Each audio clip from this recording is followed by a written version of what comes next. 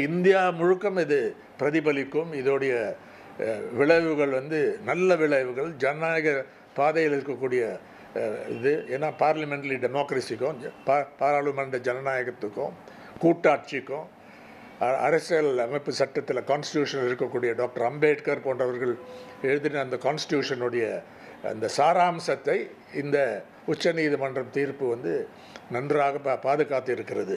சட்டமன்றத்தில் நிறைவேற்றப்பட்ட தீர்மானத்தை கவர்னர் தான் கையெழுத்து போட வேண்டுமல்ல, பிரசிடெண்ட்டுக்கு அனுப்ப முடியாது. சட்டத்தில் இடமில்லை, கான்ஸ்டியூஷனில் இடம் கிடையாது. இது எக்ஸ்ட்ரா கான்ஸ்டியூஷனில் பவரை வைத்து கொண்டு இத்தனை நாளும் நடைமுறையில் செய்திருக்கிறார்.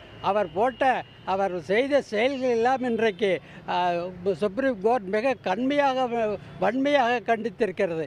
ஆர்டிகல் 142 சுப்ரீம் கோர்ட்டுக்கு எந்த உத்தரவும் பிறப்பிக்கக்கூடிய உரிமை அதுக்கு இருக்குது.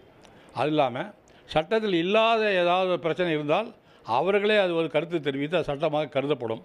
ஆகையால் தான் அந்த 142 என்கிற பவரை, ஆர்டிகல் 142 பவரை யூஸ் பண்ணி தான் இந்த காலக்கெடு நிர்ணயித்திருக்கிறார்கள். இது சட்டத்துக்கு சமம். எனவே கவர்னர் இது கட்டுப்பட்டே தீர வேண்டும். இதற்கு மீறினால் அவர் அவமதிப்புக்கு, சுப்ரீம் கோர்ட் அவமதிப்புக்கு ஆளாவார். ஆகையால் இனிமேல் ஒரு பெரிய விடிவெளி ஏற்பட்டிருக்குது இந்த விஷயத்தில்.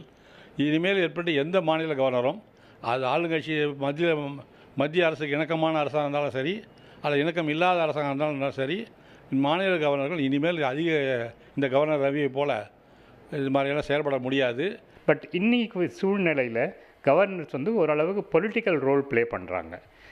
அந்த சூழ்நிலையில் தான் சுப்ரீம் கோர்ட் கவர்னர்ஸ்க்கு வலியுறுத்தி சொல்கிறது என்னென்னா, your role is a constitutional role play பண்ணுங்கள். கான்ஸ்டியூஷன் படி நீங்கள் நடந்துக்கலைன்னா நாங்கள் தலையிட வேண்டியிருக்கோன்றது தான் இந்த தீர்ப்பு. அவர் ஐபிஎஸ் ஆஃபீஸராக இருந்தார், கண்டிப்பாக அவருக்கு சட்டம் தெரிஞ்சிருக்கும், கான்ஸ்டியூஷன் தெரிஞ்சிருக்கும். பட் ஒரு போலீஸ் ஆஃபீஸர் கண்ணோட்டத்துலேயோ இல்லை ஒரு கவர்னர் ஆனப்புறமா கவர்னர் ஆகிடணும், நம்ம ப்ரீவியஸ் ரோல்ஸ்லாம் மறந்துடணும்.